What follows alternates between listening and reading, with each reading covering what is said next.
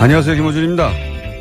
트럼프 대통령이 1박 2일 일정으로 방한합니다. 관련해 일본은 2박 3일인데 우리는 1박 2일 일정이라며 한국 홀대 기사가 쏟아졌습니다. 그래서 박근혜 전 대통령 시절 오바마 대통령 방한 기사도 찾아봤습니다. 그때도 우리는 1박 2일, 일본은 2박 3일. 당시 오바마는 오후에 도착해 다음날 오후에 떠납니다. 사실상 만 하루. 하지만 한국 홀대 기사는 없었습니다. 이번 방문은 의전 문제로 전날 밤이 아니라 오전 도착하는 일정으로 한미가 합의. 그리고 일본에는 오후 늦게 도착해 오전에 떠나니 사실 공식 일정 시간은 거의 같습니다. 물론 미국이 전통적으로 일본을 우리보다 중요한 외교 파트너로 항상 취급해온 건 부인할 수 없는 역사입니다. 현직 틸러슨 장관도 그런 말을 했죠. 일본은 가장 중요한 우방국, 한국은 동맹 중 하나. 그러니까 제대로 된 문제의식이라면 미국의 동북아 외교 전략 자체를 따져야 맞는 겁니다. 그게 아니라 하룻밤 더 자네 아니네로 미국이 우리를 더 중요하게 취급하네 아니네 따진다는 거. 이거 정말 유치한 거 아닙니까? 일본보다 미국에 더 중요한 우방이 되는 방법이 하룻밤 더 자고 가라고 하는 겁니까? 세계 2차 대전 이후 미국의 동북아 전략의 큰 틀이 호텔 체류 시간으로 바뀐답니까? 정부를 비판하는 건 얼마든지 할 수 있는데 그것도 좀 수준 있게 합시다. 그러니까 다수는 누구 겁니까? 김원준 생각이었습니다.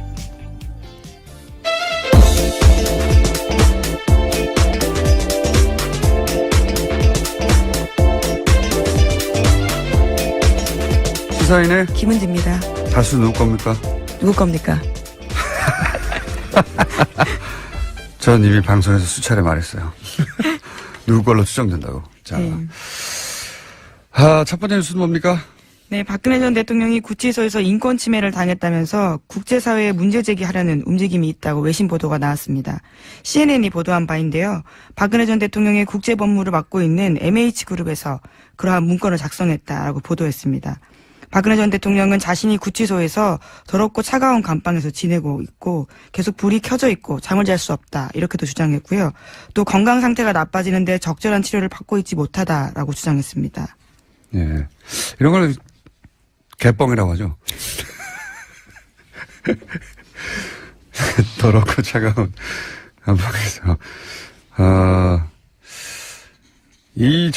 소위 이제 변호사들이 일제히 사퇴하고 도대체 이게 무슨 전략인가 했더니 이런 전략이었군요. 그러니까 이제 변호사도 없이 이렇게 더러운 감방에서 인권 침해를 받으며 정치적 박해를 당하고 있다라고 국제사회에 호소하여 외교적 압력을 가하고 기타 등등등 이런 전략이었어요. 보니까 이거 참 정말 멍청하게 짝이 없습니다. 제가 보기에는. 네, 이러한 내용의 보고서를 유엔 인권위원회에 제출할 예정이다라고 또 밝혔는데요. 다음 달에 예정되어 있는 유엔 인권위원회에 이러한 내용들을 영향을 미치겠다라는 의도로 보입니다. 이게 왜 멍청하게 짝이 없는지 제가 얘기를 해보자면 국제인권단체하고 그리고 활동가 법률그룹이 코웍을 해가지고 이런 중요한 정치사범을 위해 활동하는 게 있어요. 저도 이런 그룹을 만나본 적이 있어요. 제가 당한 적이 있죠. 그래서 저는 해외에서 이런 그룹을 만나본 적이 있어요. 실제 이런 변호사들과 만나서 면담도 해보고 이제 네덜란드에도 유명한 그룹이 있고 런던에도 있습니다. 근데 이 그룹은 보니까 그게 아니고 돈 받고 하는 거예요. 사선 변호사 쓰고 돈 받고 하는 건데 우선 이 MH 그룹을 좀 알아보니까 이 대표가 아랍계 여성이더라고요. 그리고 대표적인 사례가 이제 리비아 카다피아들을 실제 석방시키는 데 성공한 사례가 성공했나요 안 했나요? 하여튼 사례가 있는 것 같은데. 사형 선고를 받았었는데 네. 구금된 것들을 일정 기간 이후에 빠져나오긴 했었습니다. 네. 근데 그 이제 중동 쪽 그리고 실제 이 활동가 그룹 국제적인 인권단체와 또 특히 유럽에서 활동하는, 이 활동가 법률가들, 법률그룹, 이 사람들이 이제 그런 단체들이 있거든요, 몇 군데. 그 사람들이 주로 이제 아시아에서는 미얀마나 베트남이나 중국, 아니면 나머지 국가에서는 아프리카나 중동, 이런 지역의 이제 정치범들이나, 예, 또는 박해받는 열악한 인권 환경에 있는 곳을 위해서 활동하는 사람들인데, 그런데 지금 이 MH그룹의 이 대표가 아마도 아랍계여서 특히나, 이 케이스가 대표적으로 올라온 것 같은데, 리비아의 카다피 아들. 근데 제가 왜 멍청하다고 생각하냐. 우선, 리비아하고 우리나라는 비교할 수가 없어요. 리비아는 내전으로 카다피가 이제 사살당했잖아요. 그리고 나서 이제 나중에 아들이 체포돼서 이제 사형 선고를 받았거든요. 근데 리비아는 이 내전 이후로 분단됐어요. 여전히 사실상의 내전 상태에 있습니다. 여기는 하도 나라가 불안정해서 IS가 국가 선언한 지역이기도 하고, 그러면서 난민도 대량으로 발생하고, 여기 부족이 100개가 넘어요. 서로 아직도 싸우고 있는 곳이거든요. 우리나라에서 여행 금지국이에요. 예. 여기서 이제 소위 반대쪽 편에 있던, 정부가 잡아서 체포하고 사형 선고를 한 겁니다. 그래서 이런 게 국제사회에서 먹히는 부분이 있었던 거예요. 근데 우리나라하고는 비교가 안 되는 게, 우리나라에서는 정상적인 국회 통과를 하고, 헌법재판소를 통과하고, 그리고 시민들이 평화적 시위를 거치고, 완전한 합법으로. 네, 모든 법적 절차를 제대로 거쳤고요. 그리고 변호사도 받고 있었고요. 그리고 무슨 더럽고 좁고 추운 곳에서 영양실조 올려가지고 만성질환으로 영양실조 자기가. 예, 그에 대해서는 법무부가 당장 반박을 했는데요. 네. 박근혜 전 대통령이 지난 7월과 8월 달에 성모병원에서 2차례 외부 치료받는 등 충분한 진료기회 보장받았다라고도 하고요. 또 규칙적인 식사, 충분한 운동기회를 주고 있다라고 하고 있습니다. 그리고 이 영국 변호사가 우리나라에서 변론을 할 수가 없어요. 법정에 쓸 수도 없는 거. 여론전만 하는 거거든요. 생각해 보세요. 이게 정말 멍청한 전략이라고 생각하는 게, 우리나라 사법부를 더 열받게 하는 것이고요.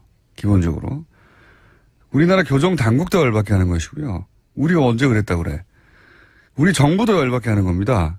우리가 무슨 박해를 했다고 그래. 그리고 우리 외교부도 열받게 하는 거군요. 이 질의 상대가 이제 외교부란 말이죠. 유엔 쪽에서. 근데 우리 외교수장이 유엔 전문가예요. 난 성공할 수가 없다고 봅니다. 이 전략이 도대체가. 이런 바보 같은 전략을 구사하니까 참 반갑긴 하네요. 예, 심지어 이러한 인권 상황에 대해서 문제 제기를 했을 경우에는요, 이미 네. 지난 3월 달에 비정부 기구의 의견 개진이 필요하다라고 합니다.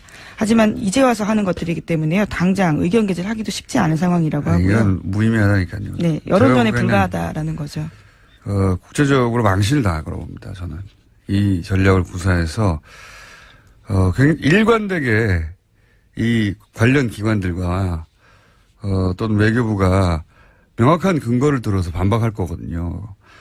정말 특별히 나쁜 대우를 받고 있다면 그럼 다른 수감자들하고 똑같은 대우를 해주면 됩니다. 같이 집어넣어가지고. 지금 특별한 대우를 받고 있잖아요. 네, 지금 혼자 쓰고 있고요. 또 일반 수용자에 비해서 4배 정도 크기에 있는 수용시설이 있습니다. 자, 이건 정말 멍청한 전략이라고. 이게 어떻게 성공할 거라고 생각하는 건지. 그러면서 본인은 수감받지 않겠다고, 재판받지 않겠다고 안 나오기 시작한 거 아닙니까, 이제? 네, 원래 네. 오늘 재판이 예정되어 있는데요. 어제 법원으로 팩스를 보냈다라고 합니다. 자필 서명서인데 오늘 건강상 문제로 나갈 수 없다라고 주장했다고 합니다. 그러니까요. 예. 아프실 예정이고, 앞으로. 누가 이런 멍청한 전략을 생각했는지 모르겠는데요. 예. 크게 실패할 거라고 저는 전망하는 바입니다. 네. 여기에 호응할 만한 사람들은 친박밖에 없어요. 그리고 이제 초반에 국제적으로 이게 이제 우리나라에 대한 뭐랄까 인식의 수준인 것도 있긴 있어요. 문제가 뭐냐면 우리나라에서 이런 지난 9년간 소위 유엔 인권위에 이런 제소들이 있었거든요. 문제 제기가 있었어요. 실제 이런 권력자가 아니라 네, 재소자 인권 문제와 예, 관련된 부분들이죠. 노조 간부들에 대한 박해 그런 거 다 박근혜 전 대통령이 무시했거든요. 이때까지. 근데 본인은 몇 배나 더 훌륭한 대우를 받으면서 이제 거기 다시 재수한 건데 안 먹힙니다. 이게. 처음에 CNN 같은 곳에서도 이제 그럴듯한 곳에서 그럴듯한 변호사가 자료를 보내주니까 사실관계가 확인됐다고 생각했겠죠. 네. 하지만 곧 실제 취재를 하고 나서 다 개뻥이라는 걸 알게 될 겁니다. 이게 통하지가 않습니다. 이게 바보가 아니거든요. 그 사람들도. 자, 실패할 전략이라고 저는 전망하는 바이고 제가 이 그룹에 대해서 실제로 국제인권단체 그리고 그 법률가 활동가 그룹에 물어볼게요. 어떤 곳인지. 네, 제가 지금 알고 있는 대해서, 상식으로, 상식으로는 그렇습니다. 제가 그런 단체와 그런 그룹에 지원을 받은 적이 있거든요. 논문도 해봤고, 이거는 멍청한 전략이라고 봅니다. 자, 관련된 뉴스가 많이 쏟아졌어요, 근데, 그죠? 네, 박근혜 전 대통령 관련된 것들이 계속 나오고 있는데요. 최근엔 친박계 의원들이 보낸 편지도 돌려보냈다라고 합니다. 읽어보지도 않고 보냈는데요. 친박계에서조차 자진 탈당 권유가 나오자 아예 선긋고 있다라는 분석이 나오고 있습니다. 또 자유한국당에서는 박근혜 전 대통령 출당 작업에 속도를 내고 있습니다. 서청원, 최경환 의원도 함께 출당시킨다라는 계획입니다. 그런 계획이라는 얘기는, 지금 바른정당, 탈당파, 통합파라는 말보다 탈당파라는 말이 맞는 것 같은데, 통합파하고 얘기가 급진전하고 있다, 이렇게 봐야 되겠죠? 예. 네, 어제도 관련된 여론조사 말씀드렸었는데요. 네. 그 직후에 어제 국민의당 원내대표와 바른정당 원내대표가 공식적으로 만났습니다. 그 여론조사는 국민의당에서 흘린 거고요. 예. 어떻게 합니까? 비밀리에 했는데.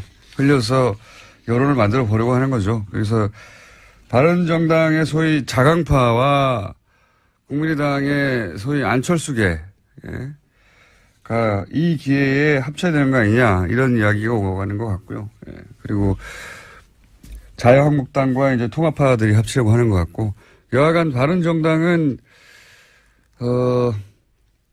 뭐랄까요, 크게 축소되거나 아니면 국민의당과 연대하거나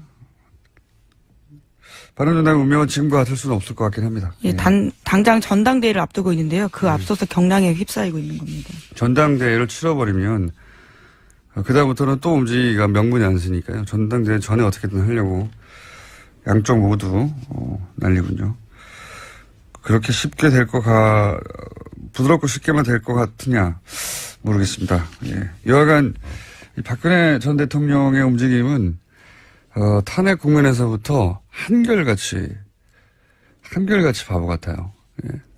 도대체 누구의 컨설팅을 받고 있는 건지, 누가 이 그룹과 컨택을 해서, 아마 이제 이 그룹 대표, MH 그룹이라고 하는 것의 대표가 생기지도 얼마 안 됐더라고요. 여성이에요.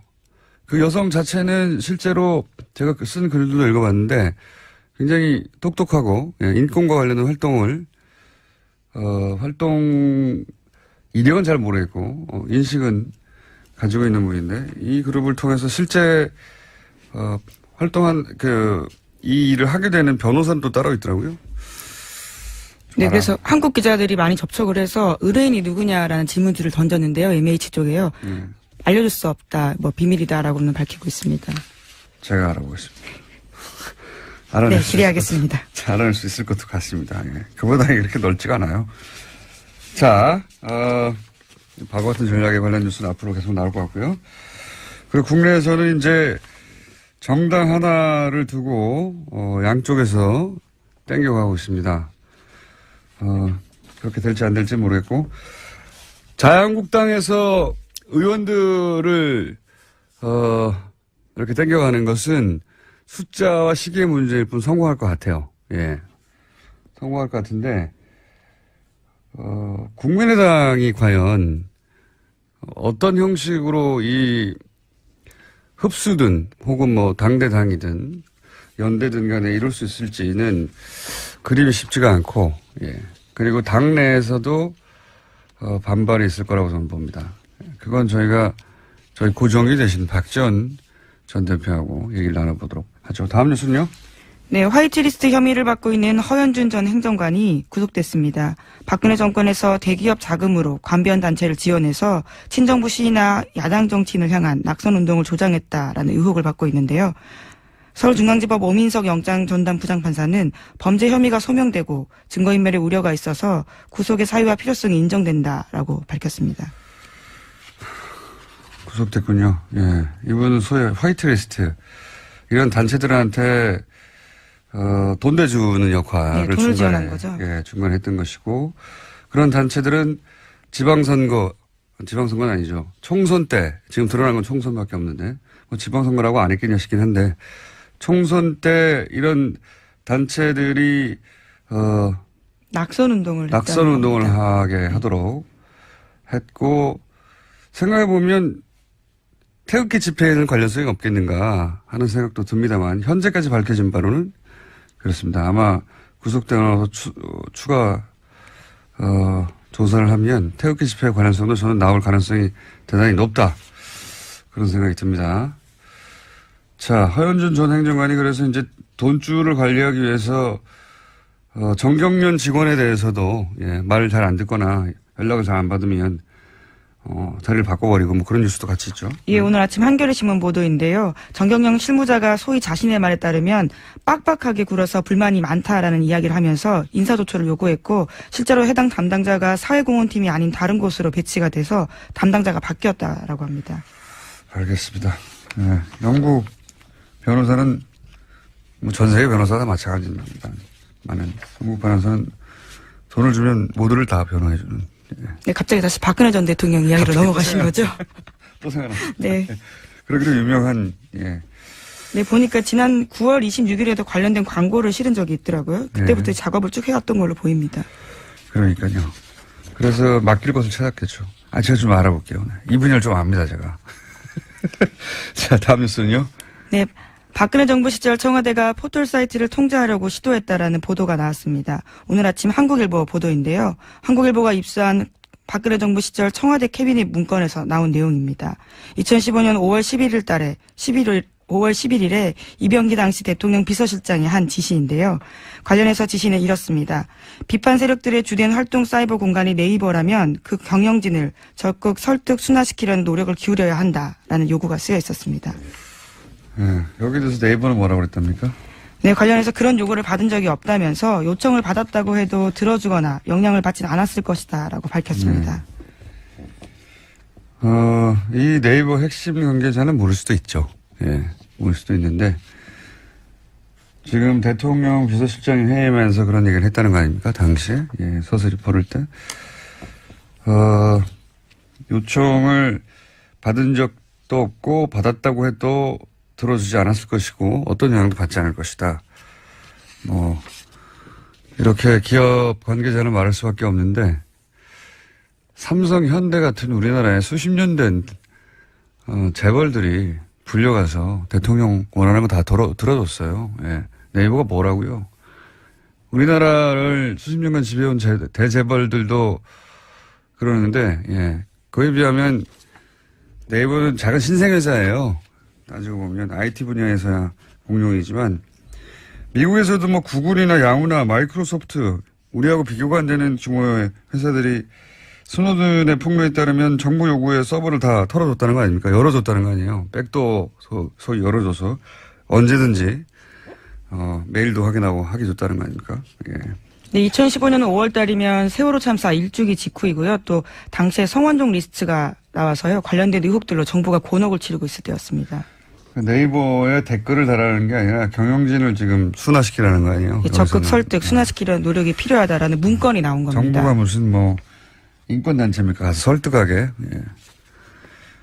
그게 실제로 어떻게 집행이 됐는지 혹은 이 회의가 유일한 소위 이제 당연하거든요. 정부 쪽에서는 매체 하나하나가 아니라 그 매체의 모든 뉴스를 다 털어서 어떤 뉴스를 맨 위에 올릴까 하는 권한을 이쪽이 가지고 있었잖아요. 사실상의 예, 우리나라에 있는 모든 미디어에 편집권한, 노출 편집권한, 늘 여기서 가지고 있었던 거예요. 그러니까 얼마나 통제하고 싶었겠어요. 근데 지금은 이제 그 중에 하나의 문건이 나왔을 뿐이고, 이게 처음 한 생각이겠냐 이거예요. 예. 저는 그렇게 생각하지 않습니다. 네이버가 뭐라고요? 그냥 회사예요. 회사, 공공기관, 어마어마한 공공기관, 어마어마한 대재벌도 주물럭주물럭 했는데요. 그런 생각을 하는 게 합리적인 추정이죠. 거꾸로 네이버는 그 수많은 요구들을 어떻게 안 들어주고 아무런 영향도 받지 않았는지, 예. 책을 하나 내도 됩니다. 정말 그랬다면. 그리고 그랬다면 누군가 감옥에 갔겠죠. 라고 저는 생각하는 바입니다. 자, 다음 뉴스는요. 네, MBC 관련된 소식입니다. 김원배 방송문화진흥회 이사가 어제 사퇴 의사를 밝혔습니다. 모건대 총장 출신인데요. 김 이사는요, 박근혜 정권 당시에 여권 추천으로 임명된 바가 있습니다. 김 이사의 사퇴가 공식적으로 처리가 되면요, 빈자리는 현재 여당인 더불어민주당의 추천 인사로 세워지게 됩니다. 박문진 이사진이 이제 구성이 역전되는 거네요. 이렇게 되면, 그죠? 네, 그렇죠. 지금 MBC 사장 해임 권한을 가지고 있는 박문진의 행보가요, 굉장히 중요하게 결정됩니다. 그러면 이제 MBC 총파업 사태가 갑자기 급진전될 수도 있겠습니다. 예, 이렇게 되면. 뭐 아직 확정된 건 아니니까요. 그런데 의사를 밝혔다는 뉴스가 나왔네요. 이렇게 되면 MBC 본부 총파업이 앞서가는 거긴 한데요. 아직. 요 뉴스만을 기준으로 보자면, 총파업이 중요한 분수령을 지나고 있는 와중이네요. 네, 게다가 고용주 박문진 이사장 같은 경우에도 자신의 거취 문제를 고민하고 있다라고 언론과 통화에서 밝혀서요, 여러 가지로 분수령을 맞이할 전망입니다. 알겠습니다. 다음 뉴스는요? 네, IS와 관련된 소식도 있는데요. 이슬람 무장 세력인 IS가 4년 가까이 장악했던 시리아 라카를 빼앗겼습니다. 경제 수도 모술에 이어서 라카까지 빼앗기면서 IS가 대부분의 근거지를 잃게 됐습니다. IS는 거의 끝나가는 것 같고요. 예. IS가 거의 끝나가자 IS 전투의 최전선에 섰던 이제 쿠르드 자치정부가 독립선언을 했잖아요. 맞물려서. 그 쿠르드 독립도 어렵게 됐다는 뉴스가 많이 나왔어요. 예. 네, 이라크 정부군이 쿠르드 자치정부가 장악했던 핵심 유전지대인 키르크루크 주요 지역을 모두 점령했다라고 합니다. 키르크루크요? 예. 다시 읽어보세요. 키르크쿠주. 죄송합니다. 키르크쿠주입니다. 예. 제가 알기로는 4글자인데 5글자 갑자기 네. 나와가지고. 예. 근데 이제 이거 관련해서, 저는 이제 국제 문제에 관심이 많아서 이런 뉴스를 눈여겨보는데, 우리가 이 뉴스를 보도하면서 그런 식으로 보도를 많이 했어요. 쿠르드의 독립선언이 오히려 독이 됐나. 이런 식의. 저는 근데 굉장히 잘못된 시각이라고 보는 게, 가장 최전선에 싸운 게 쿠르드였거든요. 왜냐하면 미국이랑 서방 이런 쪽에서, 이번에야말로 독립의 적기다. 니네가 공을 세우고 독립을 하라. 이런 식으로 부추겼어요, 실제. 근데 거의 다 끝나가서 실제로 이제 독립선언을 하니까, 발을 또 빼고 배신하는 거죠. 예. 트럼프 대통령은 어느 쪽도 지지하지 않는다. 중립인 척 하는데, 이것도 개뻥이고요. 쇼고. 실제로는 미국 국무부에서 반대한다고 했죠. 이미. 그리고 더 중요하게는 이라크에 있는 미국 대사에서도 반대한다고 했어요. 대사관에서도. 반대하는 거예요. 독립을. 그리고 이제 서방 국가들 다 빠져버리고 주변국도 다 빠져버리고 또 배신당한 거죠. 워낙 쿠르드가 계속해서 배신당했지만. 근데 이게 쿠르드가 판단을 잘못해서 배신당한 거다. 이렇게 혹은 욕심을 부려서 혹은 독립투표를 무리하게 밀어붙여서 이런 국내 보도가 꽤 있었어요. 이게 굉장히 서구적 시각이거든요. 생각해보시면 우리가 일제강점기에 헤이그에 막 사람 보내고 막 상해 임시정부 세우고 그렇다고 해서 일본이 탄압을 더 한다. 그래서 임시정부가 독이 됐다. 독립운동이 독이 됐다 하는 것과 마찬가지인 겁니다. 이게 일본의 시각이거든요. 우리가 왜 서구의 시각으로 이 사건을 봅니까? 이거는 서구가 배신한 거거든요. 이용하고 또다시 버린 거예요. 예. 이 뉴스는 다음에 한번 다루기로 하죠. 자세히. 네, 키르크쿠 지역입니다. 다시 한번 강조드리겠습니다. 알겠습니다. 시사인의 김은지였습니다. 감사합니다.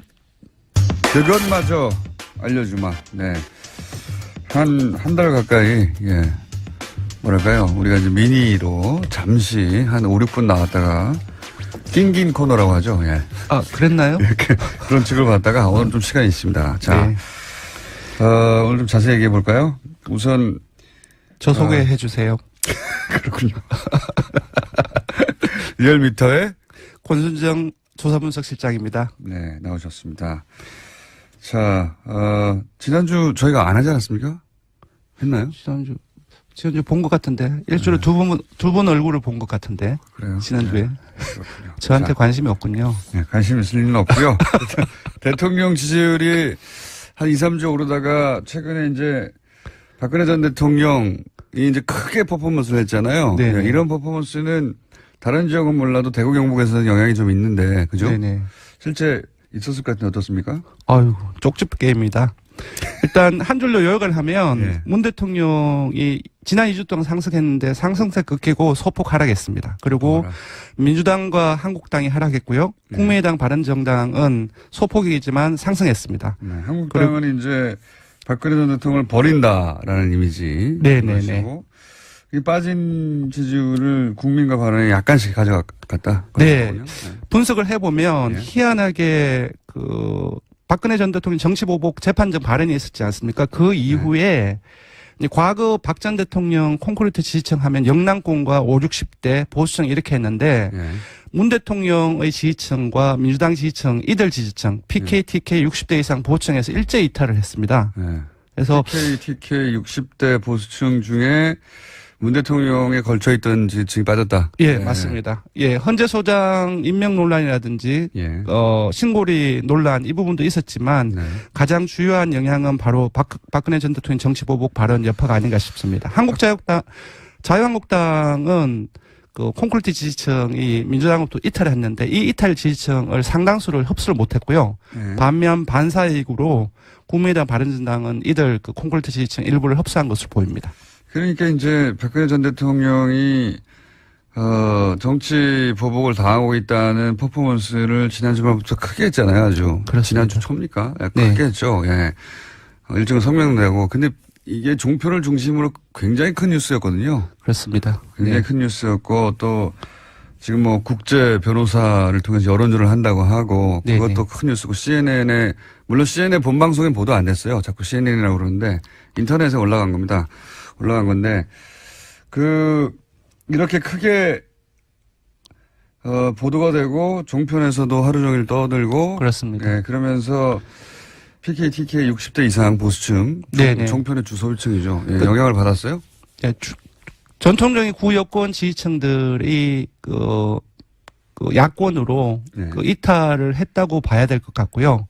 근데 이제 아까 제가 말씀드렸던 것처럼 지금 전통적인 그 야권의 핵심이라고 한다면 자유한국당인데 상당수를 그 이탈한 지지층들을 흡수를 못했다는 것이 이제 포인트가 될 것 같습니다. 왜냐하면은 박근혜 전 대통령의 이런 퍼포먼스 때문에 움직인 지지층인데 박근혜 전 대통령 출당한다고 하지 맞습니다. 않습니까? 예. 홍준표 대표가 출당을 강력하게 시사를 했고. 일로 갈 리가 없죠. 네네. 그러니까 실제 박근혜 전 대통령 때문에 움직인 지지층이라는 게 이제 드러나는 거죠, 여기서. 맞습니다. 네. 네네. 그래서 한국당은 좀 빠졌고. 네네. 예. 정작 지지율은 말씀 안 드렸는데요. 예. 예. 문 대통령 지지율은 67.9%로 0.6%포인트 소폭을 아니, 하겠고요. 근데 이렇게 크게 떠드는데 예. 사실 그게 바로 0.6%예요. 맞습니다. 0.5%입니다. 그리고 지금 핵심 지지층인 그 19대 대선에서 문 대통령을 찍었던 사람들, 민주당 지지층에서는 각각 94%, 97% 이상이 지지를 하고 있고요. 완전히 뭐 그게 문재인 전 대통령이래. 예. 청와대에서 연락 오고 있네요. 문 대통령의 핵심 지지층은 뭐 고스란히 그대로 있는데 네네. PK 보수층 그리고 60대 이상에서 맞습니다. 문재인 대통령에 대해 기대를 갖고 있는 분들 중에 네네. 박근혜 전 대통령 이렇게 취급하면 안 되지 하는 분들이 전체적으로 0.6% 정도 빠져나갔다. 그렇게 봐야 될 것 같습니다. 네네. 그래봐야 0.6%입니다. 네.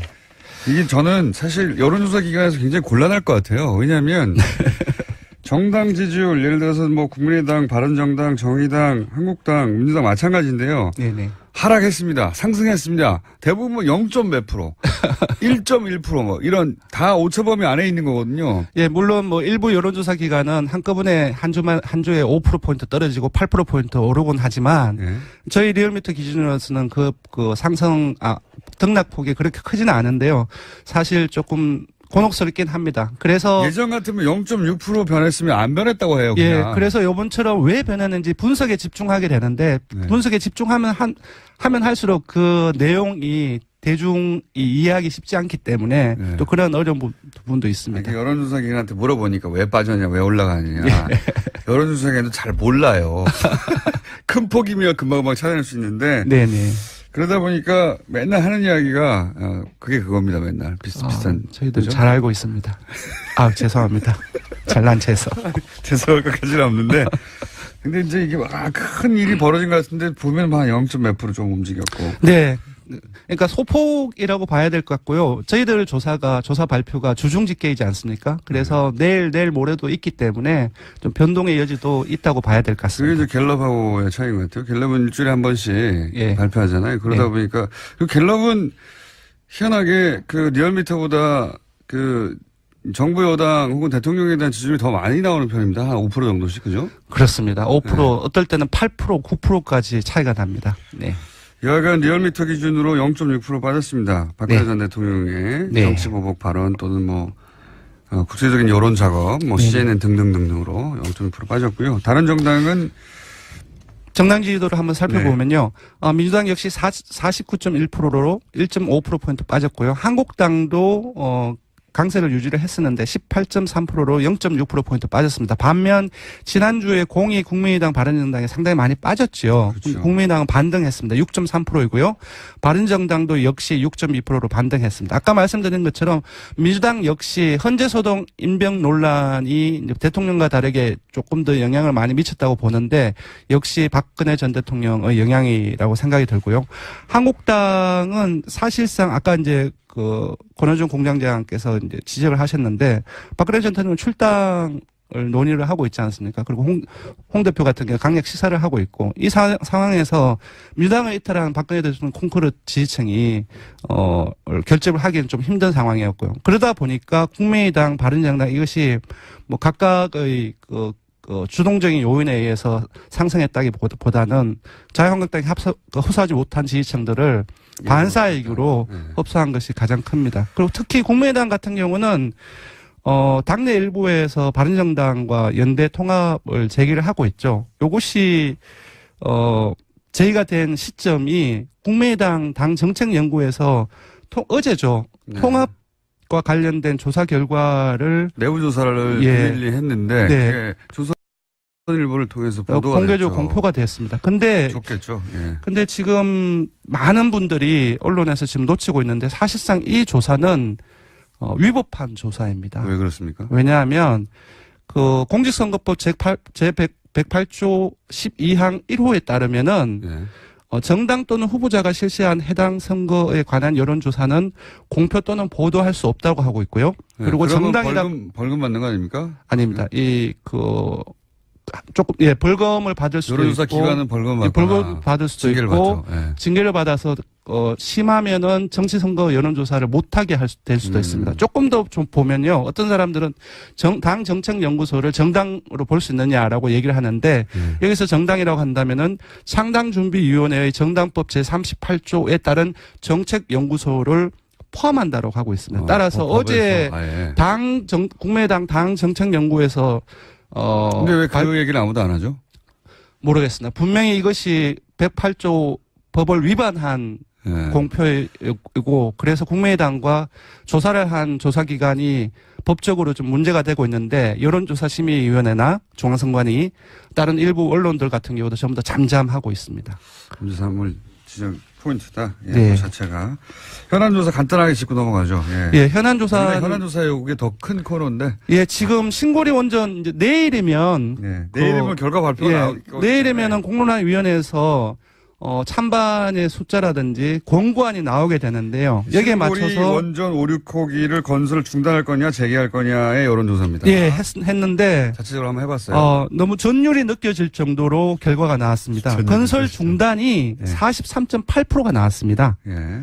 근데 반면 건설 재개가 43.2%가 나왔어요. 뭐냐면 잘못음이 13%인데 초박빙이라고 초박빙. 0.6% 초박빙입니다. 예. 그리고 공론조사 이제 마지막 4차 이제 공론조사위원회에서 하는 4차 내일 발표되는 것이 유보층 그리고 잘못음을 빼는 유보층을 빼서 지금 조사를 하는 걸로 알려져 있는데요. 예.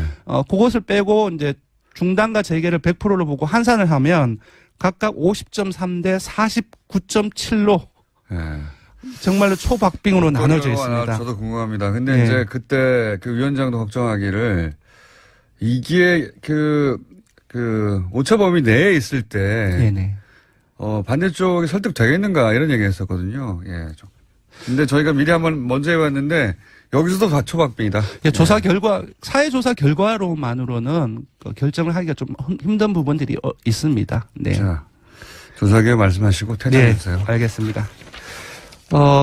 이번 대통령 정당 조사는 TBS 의뢰로 전국 10개서 이상 성인을 대상으로 10월 16일부터 18일까지 무선 80%, 유선 20%, 전화 면접 자동응답 혼용 방식으로 실시했고 최종 응답자는 1,547명입니다. 표본 오차는 95% 신뢰수 중 플러스 마이너스 2.5%포인트, 응답률은 5.2%입니다. 신고리 원전 조사는 TBS 뉴스공장 의뢰로 18일 어제 하루 동안 실시했고 최종 응답자는 526명, 표본 오차는 4.3%포인트, 조사 방법과 무유선 비율은 전부 대통령 정당 지지조사와 동일합니다.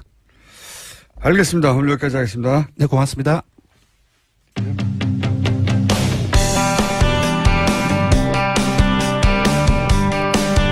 시진핑 주석 집권 2기 출범을 알리는 중국의 제19차 당대회가 시작이 됐습니다. 네, 중국 이웃나라고 대북 문제 때문에 중요한 나라고 사실은 경제 관계도 크고 우리가 관심 꼭 가져야 되는 나라죠.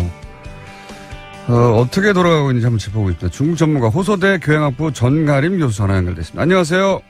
네, 안녕하세요. 네. 자, 언론 보도가 꽤 있긴 했는데, 예, 중국의 네. 권력 시스템에 대해서 이제 일반인들이 잘 모르다 보니까 뭐가 어떻게 되는 건지, 네. 잘 몰라서 저희가 해설을 좀 들어보려고 하는데요. 네, 그렇죠. 예, 원래 중국은 다음 후계자를 미리 지목하지 않습니까? 그죠? 네, 맞습니다. 보통 그 당 대회 2회 전에, 그러니까 네. 약 10년 전에 미리 지목하는 게 관례로 되어 있습니다.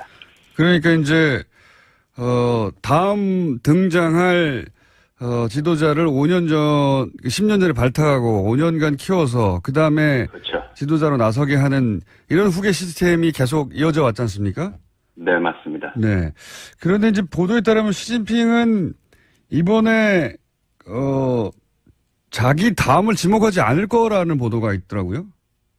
아무래도 그럴 공산이 큽니다. 과거에 어떤 관례에 의해 가지고선 후계자를 지목하는 데에는 네. 뭐 국제적인 상황 그리고 중국 국정의 어떤 상황을 상당히 반영한 거라고 보는데요. 네. 지금 상황에서는 그런 것이 좀 다소는 시대에 맞지 않는 시대의 흐름을 따라갈 수 없는 그런 구조적인 한계를 가지고 있습니다. 치열한 경쟁 구도 속에서 후보가 나서고 그 후보가 선출되는 그런 과정이 오히려 더 효율적이고 더 전문적이라고 볼 수 있기 때문에 그런 판단을 할 수도 있을 겁니다. 그러면은 시진핑 그러니까 지금까지 이제 중국 공산당이 거의 이제 네. 10년 주기로 권력이 이렇게 싹싹 바뀌고 그 체제가 유지되다가 앞으로 시진핑은 한 번에 5년씩 하죠. 그 중국에서는 그죠? 예. 네, 취임을 하게 되면 5년 임기고 연임이 가능해서 10년을 하는 겁니다. 그런데 10년에 끝나지 않고 시진핑 같은 경우는 15년, 최소한 15년은 할 것 같다고 전망되는 거 아닙니까? 지금 외국에서 보기에. 그죠? 네, 지금 서방 언론은 그렇게 보고 있습니다. 아무래도 시진핑의 연령도 그렇고 그리고 이번 당대회를 통해서 등장하게 될 것이라고 예상하는 인물들의 면면을 보게 되면은 대부분 젊은 사람들로 구성되어 있고 또 친시진핑적인 어떤 입장을 취하고 있기 때문에 아마 시진핑의 장기 그리고 1인 독재 어떤 지배체제, 이런 것이 가능하지 않겠느냐고 전망을 하고 있는데요. 그다지 쉽지는 않을 겁니다. 왜냐하면 이익 집단이 거기에 대한 견제도 있을 것이고, 어떤, 균형을 잡기 위한 그런 좀 내부적인 목소리도 무시할 수 없을 겁니다. 그러면 이 사태라고 하기보단 전개를 보고 서방 언론에서는 이제, 황제가 다시 등장한 것이다, 중국에. 네. 그리고 시진핑의 독재가 시작된 것이다. 이런 식의 비유와 분석이 많은데, 실제 중국 내에서 이 시진핑이 사실상 5년 더 하겠다고 나서는 이런 움직임에 대해서 중국 내부의 여론은 어떻습니까? 그건 지금은 제2기로 들어가는 겁니다. 그러니까 네. 정상적인 임기에 연임을 한다라고 보시면은 이상이 없고요. 근데 이제 과거에는 과거에는 지금 그 다음을 지목했어야 되는데 안 할 것 같으니까 이제 더 하겠다고 이제 안 할 그러는 겁니다. 왜냐하면은 과거에 지목했을 당시는 구체적인 어떤 방안보다도 국제 환경이라는 것이 전혀 고려되지 않았습니다. 지금 상황에서 보면은 중국 지도자들의 어떤 면면 속에서 가장 큰 흠결 중에 하나가 국제화된 인물들이 없다라는 겁니다. 네. 모두 다 국내에서 성장하고 국내를 기반으로 하고 있기 때문에 세계 관리라는 측면에서 보면은 중국이 우뚝 서겠다라고는 얘기하지만 그 관리의 능력에 있어서 상당한 의문을 던지지 않을 수 없습니다. 그래서 후계 구도는 아무래도 경쟁적인 관계 속에서 찾을 것이 아마 지목을 하는 사람의 입장에서도 굉장히 편할 것이고요. 또한 향후 시진핑이 어떤 1인 지배체제로 가더라도 독재라는 표현은 조금 어려울 거라고 봅니다. 왜냐하면은 중국은 기본적으로는 세 개 계파가 있거든요. 그러니까 태자당이라 그래서 원로들의 자녀들로 구성된 한 부류가 있고요. 그리고 또 상해방과 그리고 공천단이라고 젊은 공산 당원들로 구성된 그런 출신들이 있습니다. 그래서 이게 균형과 견제 시스템은 존재하는데 문제는 어떤 결정 그리고 일을 추진함에 있어가지고선 지금까지는 책임지는 사람이 별로 없었다라는 게 가장 큰 문제입니다. 그래서 책임 있는 어떤 결과를 얻어내기 위해서 권력의 집중은 또 불가피한 상황이 되었다라는 것이 지금의 현황이라고 보시면 됩니다. 그게 중국 내의 분위기입니까? 네. 그러면 중국에서는 이 시진핑의 독주 체제에 대해서 그다지 비판이 없나 보죠? 독주 체제에 대한 비판의 목소리가 없지는 않을 겁니다. 그렇지만 그것이 공개적으로 나오기가 굉장히 힘든 상황이 있고요. 그리고 이것을 독주 체제라고 보기보다는 이제는 상황과 정책과 결정에 대한 책임자가 누구보다도 필요하다. 과거에는 그 책임자가 없었습니다. 그래서 중국 공산당은 총석이라는 표현을 했는데요. 총석에는 여러 가지의 의견을 수합한 것을 그냥 조정하고 어떻게 조화롭게 움직이도록 진행을 담당하는 겁니다. 결정에 대한 거부권이라든지 결정권이 없습니다. 근데 국가 주석직을 맡게 되면 주석이라는 표현을 쓰게 되면은 당 주석이라는 표현을 쓰게 되면은 거부권을 행사할 수 있습니다. 그러니까 모든 책임은 거부권을 행사하는 결정권자에 달렸다라는 거죠. 그래서 상당한 큰 차이가 있다라고 얘기할 수 있습니다. 총석이는 거부권이 없고 집단 지도 체제였는데 주석은 사실은 1인 지도 체제다. 거부권이 있는 더 막강한 권력을 하고 있는. 그렇군요. 그러면 이번에 당 주석직이 부활할 수도 있겠네요. 네, 부활할 공산이 굉장히 큽니다. 왜냐하면은 지금까지 흐름 자체가 좀 그런 방향으로 가고 있습니다. 자, 그러면 중국이 이렇게 시진핑 중심으로 권력이 강화되고 있는 가운데 이게 우리나라에 어떤 영향을 미칠까요? 너무 포괄적인 질문이니까 대북 문제라든가 사드 문제로 국한해서 얘기하자면? 네, 우선 사드 전국에 대한 문제에 있어서 당 대회가 끝났다라 가지고선 그러한 국면이 해소될 거라는 그 희망적 기대는 하지 않는 게 좋을 것 같습니다. 네. 왜냐하면은 이미 심각한 문제라고 우리가 평가해야 되는 거는 중국 인민들의 머릿속에 각인이 됐다라는 거죠. 한국이 어떤 나라다. 그리고 우리를 등 뒤에서 칼을 꽂는 그런 나라 정도로 인식을 하고 있다는 것이 가장 큰 문제고요. 그리고 중국이 지금 지향하는 것이 2020년까지는 세계 경제 강국 그리고 온 인민들이 다 중등국가 수준의 경제를 향유하는 것. 그리고 2050년대 건국 100주년이 될 때는 세계 초강국이 되겠다는 얘기를 했으니까 미국을 이해했다는 거죠. 이런 목표점을 가기 위해서는 굉장히 강한 드라이브가 걸릴 겁니다. 그러다 보면은 주변 국가 그리고 중국과 상당한 접촉을 해야 되는 국가에 대해서는 적지 않은 스트레스 테스트가 존재할 것이고요. 그런 과정이 아마 외교나 통상, 경제, 무역 아니면 인적 교류에서도 상당히 어떤 위압적이고 어떤 제한적인 측면으로 작용할 수도 있습니다. 그래서 중국이 부상한다라는 거는 한편으로는 반가운 일이기도 하지만 기회가 되니까 또 한편으로는 굉장히 부담스럽고 대응하기 좀 껄끄러운 그런 상황이 전개될 수도 있는 우려도 있습니다. 그러니까 우리 입장에서 보자면 그렇단 말씀이시군요. 그러니까 네, 맞습니다. 시진핑이 자신의 힘 혹은 중국의 힘을 보여주려고 할 수도 있고 그게 우리한테 유리하게만 작용하지 않을 수 있다 이런 말씀이시군요. 요약하자면. 네, 맞습니다. 알겠습니다. 오늘 여기까지 듣겠습니다. 감사합니다. 네, 고맙습니다. 네. 지금까지 중국 전문가 호소대 전가림 교수였습니다. 중국 이야기 저희가 앞으로도 계속 짚어보겠습니다. 3부에서 뵙겠습니다. 국민의당 박지원 전 대표 나오셨습니다. 안녕하십니까? 안녕하세요. 네. 이 저희가 불법 방송에 합법 출연하고 있습니다.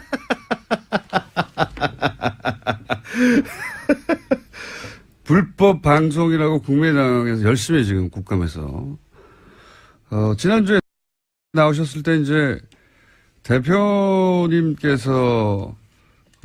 시사 방송을 하도록 만들어 주었다라고 말씀하시지 않습니까? 그렇습니다. 예. 예. 국민의당에서 컨센서스가 그 부분에 대해서 안 이루어졌나 봅니다. 예. 그 사실을 잘 모르고 있고 예. 또 제가 지난주 처음으로 얘기를 했습니다마는 우리 국민의당에서 문제 제기를 하는 것에 대해서 어제 예. 우리 김어준 총수 앵커께서 예. 불법이 아니라 예. 차라리 나를 욕해라. 아니 이 말에 답이 있습니다. 불법은 아니에요. 예, 불법은 아닌데 예. 김어준 총수의 불공정 진행에 대해서 얘기하는 것 같아요. 아니 그러면 처음부터 김호준이 마음에 안 드니 김호준을 잘라 이렇게 해야 되는 거 아닙니까? 아니 글쎄 좀 치사하게 TBS를 다 TBS가 아니, 무슨 잘못을 했다고? 그러니까 지금 보면은 예. 교통방송 허가 중에 TBS는 교통과 기상을 중심으로 한 방송 사항 전반을 다룬다고 예. 돼 있어요. 그리고 허가증에는 보도를 못하게 하지 않았어요. 예, 글쎄 그러한 예. 것도 없고 예. 2013년 재허가 속기록에도 예. 뉴스와 시사 프로그램을 한다는 것으로 당시 기록되어 있다고 합니다. 네, 이명박도 박근혜도 노무현도 김대중도 다 문제 삼지 않았던 합법 방송입니다. 그렇기 때문에 네. 이번에 그 과학정보통신위에서 예. 이호성 방통위원장이 좀 아리송한 답변을 하신 것 같아요. 그 대목에서는 잘 모르셨던 것 같아요. 예. 네. 그래서 저는 이게 이렇게 문제는 불공정 진행하는 김어준 총수가 떠나주는 것이 교통방송의 발전을 위해서 필요하다. 이렇게 지적을 하고요. 차제 방통위원회에서 정확한 예. 그 행정 절차를 밟아놓는 것이 바람직하다. 그럼 이렇게 일단 생각합니다. 이 TBS가 시사 방송을 하는 것은 합법임을 네. 박지원 대표께서 제가 합법이라고 하지 않았고 저는 불법 방송에 합법으로 출연하고 있다. 이렇게 처음에 정의를 했으니까 예. 그 행정적 절차를 밟아놓는 것이 미래를 위해서 좋고 제일 좋은 것은 거듭 말씀드리지만 김어준 총수가 나가주는 것. 그렇게 얘기하면 이야기가 쉽습니다. 그러니까 그렇게 하세요. 그러면 제가 싫다. 쉬운 거를 두고 왜 돌아가려고 그래. 그러면 그렇게 얘기를 하면 저는 싫다 그럴 거거든요. 여하간 TBS가 불법 방송을 한다고 하는 프레임은 이제 그만하시죠. 글쎄요, 저도 지금 아주 고민이에요. 고민이십니까? 우리 당 의원들이 저한테도 의견을 물어왔고, 예. 그래서 저도 그러한 과거 김대중 대통령님께 보고해서 우리가 했던 거다 예. 이런 설명을 했지만은 아직도 그러한 것이 명확하게 정리되지 않고 있는 것은 좀 유감스럽습니다. 그래서 법이 미비하다는 거하고 불법하고는 다른 얘기 아닙니까? 아니 어떻게 됐든 예. 이호성 방통위원장도 국회 상임위 답변에서 좀 아리송한 답변을 했기 때문에 방통위에서 정리를 하는 것이 가장 바람직하다. 그렇죠. 독립법인으로 바꾸는 게 그러면 이런 문제를 확 없애는 가장 깔끔한 해결책입니다, 사실은. 예. 사실 이제 교통방송은 경찰에서 하고 있잖아요. 서울만 네. 서울시에서 하고 있어서 제가 그때도 그 트라이 한 게 예. 교통방송을 경찰로 전부 넘기고 예.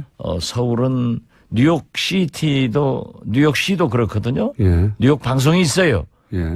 서울시 방송을 별도로 하는 것이 어떠느냐라고 했는데 서울시에서 교통방송을 경찰로 안 넘겨줘서 예. 각 지역에 지금 교통방송이 다 있어요. 네, 있습니다. 그러니까 우리 당에서 TVN입니다, 지적하는 거기는. 대로 예. 뭐 대구에서 부산에서 교통방송 신청해서 이 시사 프로그램을 하면 어쩌느냐 예.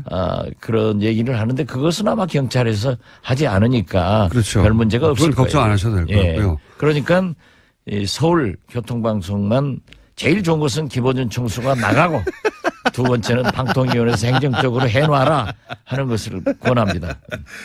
다음부터 이 코너를 없애도록 하겠습니다. 당연합니다. 그럼 제일 좋습니다. 저도 간두고 대표님도 간두고. 예. 저는 당장 간두겠습니다. 자, 어쨌든 불법이라고 주장하시는데 국민의당에서는 그 무리한 주장을 저는 봅니다. 네, 법적으로도 그렇고 이제 이 얘기는 여기까지만 하고요. 자기 얘기만 딱 결론 내놓고 네. 그만하자고 하니까 불공정 방송. 억울하시면 진행을 하십시오. 예. 이게 지금 시급한 그보다 훨씬 시급한 문제가 있어요 보니까 바른정당은 이제 아마 분당 수준으로 흩어질 것 같다고 이미 말씀하셨는데 거기서 끝나는 게 아니고 그거는 지금 현재 진행형이고요. 갑자기 그렇다면 바른정당의 잔류 혹은 자강이라고 불리는 자유한국당과 통합하지 않겠다고 하는 쪽 그쪽이 국민의당과 통합할 수도 있다 하는 이야기가 갑자기 국민의당에서 비밀리에 자체 조사했던 게 조선일보에 실리면서 수면 위로 올라왔습니다. 일단 첫 번째 질문은 이 비밀 여론조사가 조선일보에서 이제 보도가 됐는데 이거는 국민의당에서 준 거겠죠? 뭐 제가 어디에서 줬는가 예. 이것은 잘 모르겠습니다. 어떻게 많은 됐든 통상 이제 추정해 보면 준 거 아니겠습니까? 뭐 그럴 수도 있겠죠. 예. 아무튼 저도 어제 아침 줬다. 보도를 이제 보고 기사 하나 나가고요. 충격적이었습니다. 모르셨어요 전혀? 네, 전혀 몰랐어요. 아 지금 안철수 지도부에서는 지금 철저히 소외당하고 계시군요. 뭐 제가 지도부 멤버가 아니니까 네. 그렇다고 하더라도 이제 그렇더라도 국민의당에서- 이런 중요한 것은 중진들하고 얘기를 하고 네. 중진 모임에서 일단 그러한 것이 걸러졌어야 되는데 당과 당의 얘기인데요 지금. 그렇죠. 예. 네. 그런 문제는 정확하게 지적했으니까 공정한 진행입니다. 본인에게 유리한 것만. 아니 그러면 당 내에 대표님뿐만 아니라 소위 이제 중진이라고 하는 분들이 전혀 몰랐던 거예요? 전부 몰랐다고 그래요. 아 그래요? 예. 그럼 안철수 대표 지도부에서만 지금 진행했던 내용입니까? 뭐 일부 측근들은 알고 있었는지 모르겠습니다만은 예. 어제 보도가 되고 이게 어떻게 당 중진도 모르고 진행될 수가 있죠? 뭐 당이 꼭 그렇게 소통을 강조하고 청와대 대통령한테는 그것을 요구하면서 예. 당내에서는 야당은 본래 잘 안 해요. 잘 안 해요. 저부터 그러니까 뭐 모르셨다. 예. 그래서 깜짝 놀랐다. 그럼 일단 그렇죠. 듣지 못했다가 그 뉴스를 본 중진들의 1차 반응은 어떻습니까? 대표님을 포함해서. 저는 하도 아침에 기자들에게 전화가 많이 와서 예. 이건 지금 국정감사에 매진하고 있고 비교적 우리 국민의당 의원들이 국정감사에서 아주 잘하고 있다는 평가를 받고 있는데 예. 왜 이렇게 지금 불필요한 일을 지금 하느냐. 예. 또 안철수 대표 제2창당위원회에서 시도 지역위원장 예. 각 지역위원장을 사퇴시키라고 하니까 전원 사퇴시키려고 하는 겁니까? 예, 거기도 부글부글 끓고 있어요. 왜 이렇게 전열을 낭비하느냐. 이러한 것은 설사 좋은 일이더라도 국정감사가 끝나고 예. 전열을 정비할 때 또는 소통을 해서 하는 것이 좋지 않느냐. 그래서 저는 좀 신중하게 접근해달라. 사실상 예. 반대하는 입장을 SNS를 통해서 밝혀놨습니다. 대표님은 일단 이런 식으로 국민의당과 바른정당이 이런 식의 통합을 물밑에서 하고 있는 것에 대해서 일단은 반대하시는 거고요. 그죠? 시기적으로. 네, 그렇습니다. 시기적으로 아니, 그러고 정당이란 게 가장 중요한 게 정체성입니다. 예. 정체성인데 오늘 아침 유시민 바른정당 전 대통령 후보의 중앙일보 인터뷰를 읽어보니까 유시민이 아니라 유승민을 말씀하시죠. 죄송합니다. 예. 유승민. 저는 대통령 후보가 유시민이 됐으면 좋겠다 하니까 자꾸 유시민. 유승민을 씨의 그 인터뷰를 보니까 예. 우리 국민의당이 첫째 예. 햇볕 정책을 예. 또 포기하고. 예. 예.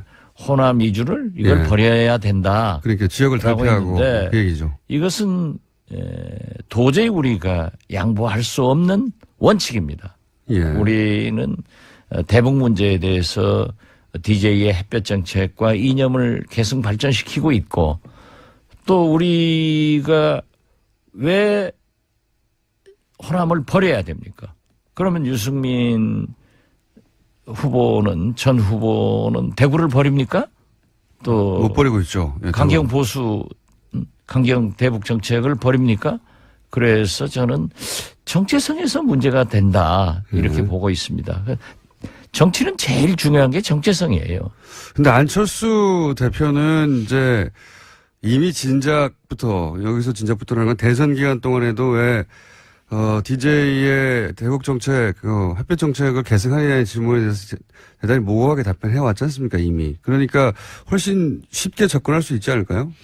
그렇지만 안철수 대표는 국민의당의 정책은 DJ 이념이다. 예. DJ다.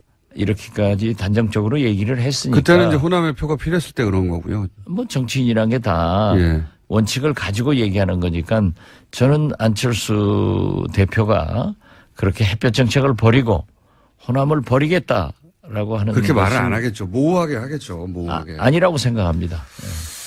만약에 그런데 보시기에 국민의당이 바른정당과 통합이 꼭 필요하다고 적어도 지금 현재 국민의당 안철수 지도부는 생각하는 것 같은데 그러면서 이런 정체성을 아예 버리지는 않지만 약간 모호하게 만들어서 바른정당의 지금 자강파가 올 수 있는 수준까지 완화시키면 모호하게 해서요. 모호하게 하시는 건 잘하니까. 그러면 그렇게 질문을 하니까 네. 불공정 진행이라고 이게 하고. 뭐 불공정 진행입니까? 이게 사실인데요, 이게. 사실 아니죠. 곤란하니까 사실이 아니라고 하시나요? 아니에요. 그게 아니고. 그럴 경우에 대표님은 어떻게 하실 겁니까? 약간 지금 저는 뭐 그렇게까지 진척되리라고는 생각하지 않습니다. 어렵다고 보십니까? 예, 그렇기 때문에 제가 어제 SNS를 통해서 밝힌 대로 오늘 아침에 뭐 보도들이 많이 됐더라고요.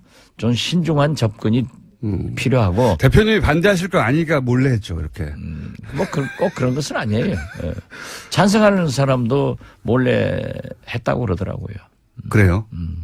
대부분이 그건 몰랐다는 얘기네요, 그럼. 대부분 몰랐어요. 조선일보만 알았다는 거네요? 그건 모르죠. 남은 당내. 언론이 특정한 것에 대해서 제가 예. 시샘할 필요는 없다고 생각합니다. 특종이 아니고 준 거죠, 준 거. 예. 왜냐하면 이런 여론이 필요했나 봅니다. 그 안철수 지도부에서는 이게 이제 통합되면 좋다라고 하는 여론이 필요하니까 이런 기사를 내게 만들었죠. 우리 당내 일부 의원들은 그러한 얘기를 줄기차게 해온 사람도 그렇죠. 있어요. 있겠죠. 또 뭐 그런가 하면은 민주당과 통합을 해야 된다 예. 하는 얘기도 하는 사람들도 있는데. 비율이 얼마 정도 됩니까? 글쎄요, 나는 뭐 본래 관심이 없어서 카운트는 안 해봤습니다. 관심 많으시면서. 아니요, 진짜요. 또 관심 많은 걸 일일이 다 그렇게 그냥 공개할 수는 없으니까. 공개할 수는 없는 거죠. 예. 저도 그럼 다른 언론이 줘가지고 할까요? 네, 저희한테 주세요. 지금 내부적으로는 좀 복잡하겠습니다. 그럼 국민의당 내부에서. 네, 복잡합니다. 그죠? 예. 상당히. 그러니까 여러 가지 갈래길이 있지 않습니까? 지금 이대로 아니면은 바른정당 혹은 뭐 민주당과 연대해야 되지 않느냐. 적어도 크게 보자면 세 갈래 정도는 있는 거 아닙니까? 그죠? 그렇죠. 그러나 저는 예. 총선 민의가 예. 다당제, 예. 3당제였습니다. 그리고 바른정당은 총선 후에 예. 박근혜 대통령 탄핵으로 인해서 분열된 예. 새누리당이 분열돼서 한국당, 바른정당으로 갔기 때문에 저는 바른정당과 저희들하고 또는 민주당과 정의당과 예. 이 개혁 벨트를 구성해서 약 190여석이 되거든요. 예. 그러면은 문재인 대통령이 오히려 국회 선진화법을 뛰어넘어서 예. 법과 제도에 의한 개혁을 했으면 좋겠다 예. 하는 생각을 가지고 그 사당이 예. 연정이나 또는 이 개혁 벨트로서 한번 트라이했으면 좋겠다 하는 생각을 가졌지만 어떻게 됐든 대통령께서 받아들이지 않았고 또 지금 민주당이나 청와대에서는 그때 그렇게 했어야 된다 예. 하는 얘기를 하는 분들도 있어요. 예. 그렇지만 저는 국민들이 왜 총선에서 제3당인 국민의당을 선택했겠느냐. 그 너무 극단적인 양당제가 너무 싸움만 하고 일당 독주 이런 것들이 나가기 때문에 완충이 필요하다 해서 3당제가 됐다고 하면은 우리 국민의당은 국민의당대로 국민의 뜻을 따라서 선도정당으로서 일해 나갔으면 훨씬 좋다. 예. 이런 생각을 또 우리 당에 많이 가지고 있습니다. 대표님은 그렇게 생각하실지 모르겠는데, 예. 지금 안철수 대표가 오히려 자유한국당보다 더, 공격적 아닙니까? 제 말은 양당이 극단적인 대립을 하는데 국민의당이 중간에서 균형을 잡아주는 게 아니라 국민의당이 가장 선봉에 서서, 문재인 대통령도 공격하고 안철수 대표가 항상. 뭐 공격이야 제가 문재인 대통령을 그건 대선 때고요. 제일 많이 하지만 예. 지금은 저는 이 대북 문제에 대해서 문재인 대통령이 아주 잘하고 있다.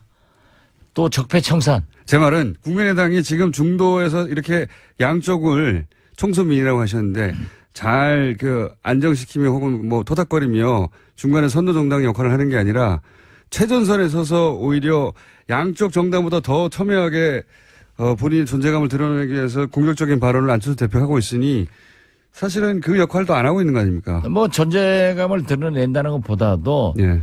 그러한 것을 지적한다. 그렇게 제 변명을 좀 들어주세요. 그렇게 진행하니까 나가야 된다니까. 그게 나무 아픈 것만 찔러요. 대표님, 다스는 누구 겁니까? 예? 다스는 누구 겁니까? MB 거죠 뭐. 그거 모르는 사람 어디 있어요? 아니, 저는 MB나 박근혜 대통령은 그 잘못은 어떠한 경우에도 예. 척결돼야 돼요. 예. 지금 추명호 예. 국정원 국장이 뭐 구속된다고 그러는데요. 네. 제가 맨 처음 2014년으로 기억하는데요. 원내대표로서 정보위원이 돼가지고 국정원 업무 보고를 받으면서 첫 질문이 추명호 국장이 일어서세요. 해가 지적을 해서 진저부터 시작하셨죠. 예. 네, 계속 지적을 했는데 그게 이제 비공개 회의니까 안 알려졌죠. 정보 왕이십니다, 예. 진짜. 그때 만약에 이 사람들이 추명호를 그렇게 조치를 했으면 이런 일 안 나요. 그때 어떻게 아셨어요? 만만해. 예. 지금도 제가 재판 받는다니까요. 그러시죠. 그때도 그 3인방 인사가 문제가 있다 예. 했을 때 검찰에서 수사를 하지 않고 저만 기소해가지고 지금 뭐 재판 또 받고 있는데요. 아무튼 이명박 정부나 박근혜 정부는 탄생하지 말았어야 될 그런 대통령들이에요. 지금 보세요. 박근혜 대통령 말이지. 아니 뭐 미국에 있는 뭐 MH그룹 예. 로펌 사서 예. 인권 침해 당했다. 예. 이렇게 해가지고 석방운동 한다는데 예. 박근혜 대통령 한 사람이 우리 5천만 국민 인권 침해 시킨 것은 뭘로 보상할 거예요? 난 진짜 답답한 사람들이에요. 예. 좋습니다. 아주 오늘 잘하고 계시고요. 이 정도 공격하면 됐지 뭘. 네. 또 어쩌자는 거예요. 어쩌자는 거 아니고요. 어쨌든 국민의당이 실제 바른정당과 통합하려면 대표님 같은 혹은 뭐 당내에도 분명히 반대하는 분들이 있을 테니까 그 넘어가기 쉽지 않겠습니다. 그죠? 뭐 대개 경우에 따라서는 뭐 특정한 사람들을 얘기할 수 없지만은 예. 뭐 천정배, 예. 특정해서 말할 수 없지만 예. 정동영 이런 분들은 의사표시를 했어요. 아니 의사표시를 하신 분들한테는 제가 얘기하지 않을 수 없죠. 네네. 예. 말할 수 없지만 전정배. 그분들은 의사표시 했기 때문에. 대표님 포함해서. 예. 이건 안 최소한 된다. 3분 이상 뭐, 중진들은 저 초선 의원들도 몇 사람 있고. 그렇습니까? 네. 예. 절대 안 된다. 그렇죠. 그러니까요. 만약에 이게 정체성이 문제라니까요. 그러니까요. 정체성이란 말 알아요? 그런 것도 모르면서 진행하니까 자꾸 불공정 소리 듣는 거예요. 실력이 너무 없어. 이렇게 곤란한 질문 받으면 넘어가려고 그러는 거예요. 바른정당에서 몇 명이나 갈까요? 저는 그렇게 오지 않을 거예요. 많이 가지는 않을 것이다. 네, 저는 뭐 지금 바른정당 몽땅 20명인데 예. 자유한국당은 몇 명 합니까? 자유한국당으로 저는 거의 대부분. 거의 대부분 갈 거예요. 한 12에서 15 보고 있어요. 그렇게까지 많이 보십니까? 결국 그렇게 될 거예요. 결국. 예. 뭐 1차가 좀 부족하더라도. 예, 그렇죠. 예. 2차를 통해서라도. 예, 예. 근로 흡수되고 남은 사람은 그렇게 많지 않을 그렇죠. 것이다. 예. 그렇기 때문에 홍준표 대표가 무서운 사람이에요. 네. 대통령 선거 때는 박근혜 따라다니다가 예. 추종하다가 딱 저렇게 되니까 끊어내고 친박 청산하자. 예. 그래서 바른정당 사람들에게 구실을 만들어주는 거예요. 명분을. 그렇죠. 예. 올려면. 예. 명분이 그리고 필요하니까요. 제일 중요한 것은 그 바른정당을 이끄는 분 중에 한 분이 네. 저한테 오래전에 그러더라니까요. 김무성 대표요? 저는 김무성 대표라고 안 했어요. 아무튼 저를 형님이라고 불러요. 형님, 예. 내년 지방선거를 앞두고 기초단체장 광역 기초위원들이 도저히 자유한국당으로 가지 않으면 안 된다고 합니다. 안 됩니다. 예. 가자 하는 압력에 예. 참 어려움을 당하고 있다. 진작부터 그런 얘기를 들으셨다고요? 그렇죠. 예. 예. 그건 또 보이잖아요. 보이죠. 뻔하게. 그 정도는 봐야 정치인인지. 그러시겠죠. 그걸 못 당연히. 보니까 이렇게 진행하고 불공정하게 하는 거지. 제가 코너명을 일단 임의로 정하겠습니다. 저희가 이제 청취자분들이 문자를 보내서 코너명을 정해줄 수도 있거든요. 예. 예. 일단은 정보 요괴로 정하겠습니다. 정보 요괴 그런 건 아니고 저는 시사 요괴거든요, 여기서. 예, 정보 요괴. 김어준 아웃 본부장. 공장장보다 높게. 요요 코너, 요괴 대 요괴, 이런 걸로 하든가. 시간이 다 끝나버렸네. 한 가지만 더 여쭤볼게요. 전남지사 나가신다고 하셨는데, 임종석 비서실장 차출설이, 물론 언론에서 나온 겁니다. 예. 차출설이 있어요. 임종석 비서실장 전남지사로 나오면 안 됩니까? 뭐 그건 제가 정할 일이 아니고. 물론 예. 정할 일은 아닌데. 거기서 정할 일이고. 예. 예. 그분이 생각할 문제지. 그런데 나온다면? 김어준 총수하고 가까운 예. 정봉주. 예. 봉도사가 TV 프로그램에서 그런 얘기를 했더라고요. 아마 재밌게 하려고 그랬을 거예요. 예. 안 나왔으면 좋겠다는 말씀을. 내가 왜 그런 얘기 합니까? 나오고 안 나오고는 그쪽 당과 그분이 결정할 문제이지. 전남지사에 나가시는 건 내심 확정하신 거죠? 개인적으로. 뭐 여러 가지로 생각하고 있습니다. 확정하신 거군요. 부인하지는 않습니다. 다음 주에는 이 바른정당하고 통합 관련 얘기 요거 좀 더 알아봐 주십시오. 뭐 내밀한 이야기가 많을 것 같아요. 그죠? 예, 그렇게 하죠. 그런데 다음 주 목요일 날은 제가 대전에서 예. 국정감사를 하기 때문에 이 불법 방송에 아마 못 나올 것 같습니다. 전화 연결이라도 가능하면 한번 해보도록 하겠습니다. 오늘은 그러면 여기까지. 예. 불법 방송에 합법 출연하신 불량 게스트 이제 제대로 하시네요. 그리고 불량 진행자를 잘 응대한 합법 진행자 김어준이었습니다. 박지원 대표였습니다. 감사합니다. 예, 감사합니다. 김재현 박사님 나오셨습니다. 네, 안녕하세요. 네, 오늘 이렇게 헤어스타일도 그렇고 블랙으로. 가을이 왔으니까. 굉장히 깔끔하게 하고 오셨네요. 네. 깔끔하게 좀, 아직 좀 감기가 좀 꽝꽝꽝꽝 들었습니다. 그래서. 평상시에 이제 패션은 뭐랄까요. 약간 소녀적이고 네. 발랄하고 그런 거였는데 오늘은 좀 여인적인가? 네, 오늘은 뭔가 굉장히 프로페셔널한 느낌이 납니다. 아이고, 하여튼 간에, 거기까지 하시죠. 그럴까요? 네. 네. 사진을 찍어서 어디다 올려버려야 되겠네. 자, 정치 리더 건축. 지난 시간에 윤보선 대통령 편 하려고 하다가. 하긴 했는데, 예. 공장장이 윤보선 마음에 안 든다. 마음에 안 든다기보다는 네. 대통령 기간이 너무 짧아가지고. 아니, 근데 짧긴 짧아도 최규하보다는 깁니다. 제가 그러니까 최기화 대통령이 박정희 대통령 돌아가시고 난 다음에 한 그분은 8개월? 예, 8개월, 그분은 10달 정도 땜빵이었고요, 했거든요. 완전히. 네네. 거기는 거의 뭐 대통령 허수아비. 예, 땜빵이었기 때문에 네. 윤보선 대통령은 물론 입 후보에서 선출된 분이에요. 그렇죠. 정식으로. 그러니까 그때가 우리나라 처음으로 의원 내각제를 한 거거든요. 예. 그래서 이제 국회에서 선출이 된 겁니다. 그렇죠. 네. 정식으로 해서 대통령이 되긴 됐는데 네. 다음에 이제 5.16 쿠데타 났잖아요. 그럼요. 예, 근데 그러면서 5.16 쿠데타가 난 다음에도 거의 한 10달 정도 버티셨어요. 버텼다기보다는 저쪽이 준비가 아직 안 된 거죠. 그러니까요. 왜냐하면 거지. 군복 입고 할 수는 없으니까 네. 군복 벗고 이제 글쎄요. 조직 짜가지고 선거운동 해야 되니까. 글쎄. 그 사이에 그러니까 쿠데타 이후로는 사실상 네. 그 대통령이 아니었다고 봐야죠. 그럼요. 예, 그러니까 네. 1년 한 1년 되나요? 네. 그죠? 아니요. 전체적인 기간은 한 1년 8개월 하셨습니다. 그런데 네. 4.19하고 5.16이니까 네네.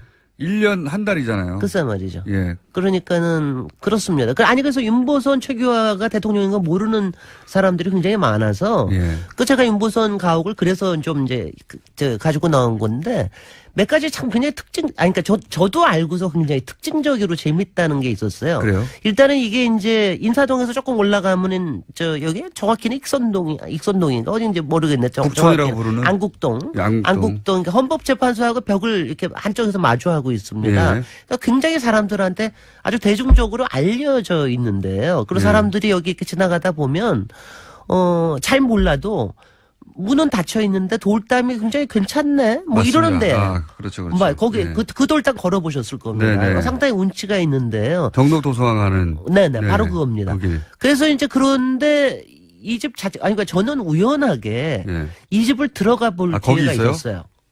네. 집이 윤보선 윤보선 가가. 근데 이제 뭐 워낙 땅도 크고 그 안에 사랑채 안채 뭐 별당 다 남아 있어요. 그리고 정원도 굉장히 좋고. 근데 이제 굉장히 소술대문도 굉장히 근사하고 옛날 소술대문이 거기 차도 들어갈 수 있도록 만들어놨으니까 아주 근사한 집이에요. 근데 그게 윤보선가라는 걸 아는 사람들은 사실 그렇게 많지가 않아요. 윤보선 대통령도 모르는데. 글쎄. 그러니까 예. 근데 이게 뭐냐면은 일단은 지금 이게 평상시에 오픈이 안 됩니다. 그러니까 뭐 이게 씨가 재밌는 소유하고 게 있습니까? 누가 아니요. 소유- 소유는 아드님이 소유하고 가족이, 있고 아마 예. 중장기적으로는 한국 내셔널 트러스트에서 아마 가져갈 것 같아요. 그렇군요. 근데 이제 지금 이게 또 하나 재밌는 게 생가가 아니라 사가예요. 그러니까 7, 8살부터 사셔서 쭉 가시고 그다음에 지금 후손들이 살고 계세요. 아, 실제. 그게 참 신기한 겁니다. 그런 게. 그러니까 이걸 보면 그러니까 여러 가지가 이제 5만 가지 생각이 나요. 야, 이런 데가 있었구나. 그다음에는 야, 무지 호화롭네. 굉장히 큽니다. 그러니까 우리가 통상적으로 한옥이라고 보기 어려울 정도의 규모가 굉장히 커요. 근데 이게 몇 가지 이제 역사적으로 중요한 건 뭐냐면 하나는 이게 서울시에서는 적어도 서울시에서는 가장 오래된 민가입니다.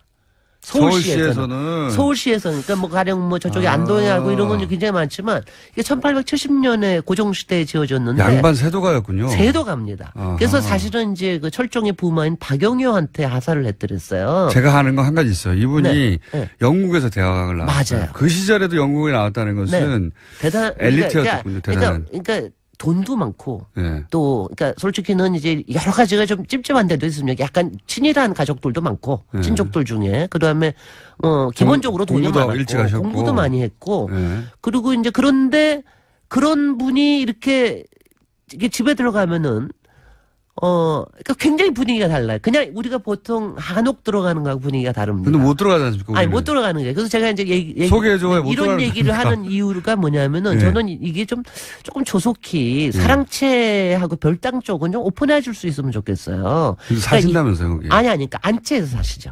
안채에서만 사신다. 안채 굉장히 큰 땅입니다. 그래서 안채에서만 사시고 지금도 항상 오픈하지는 않지만은 뭐 중요한 가령 내셔널 트러스트에서 뭐가 있다, 환경재단에서 뭐가 있다. 그럴 때는 저녁에 여기서 음악회를 하고 그럽니다.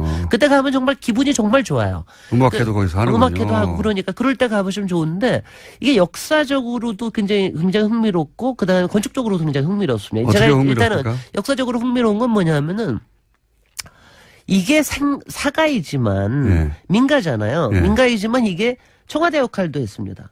그다음에 당사 역할도 했습니다. 아, 그 시절에. 그 시절에. 그러니까 이게 윤보선 대통령이요. 대통령이 되고 난 다음에 청와대에 안 들어갔어요. 경무대 당시에는 경무대라고 아. 그랬잖아요. 그러니까 이승만 대통령의 경무대에 관련된 부정적 이미지가 너무 강해서 그랬는지 여기서 직무를 본인 보셨습니다. 집에서 아예. 거기 사랑채에서. 그러니까 이제 그거에 영국에서 공부해서 그런 거 아니에요? 영국에서 이제 다우닝에서 다우닝 네. 그런 것 같아요. 그런 그럴 수도 있을 영향을 것 같아요. 받았을 것 같아요.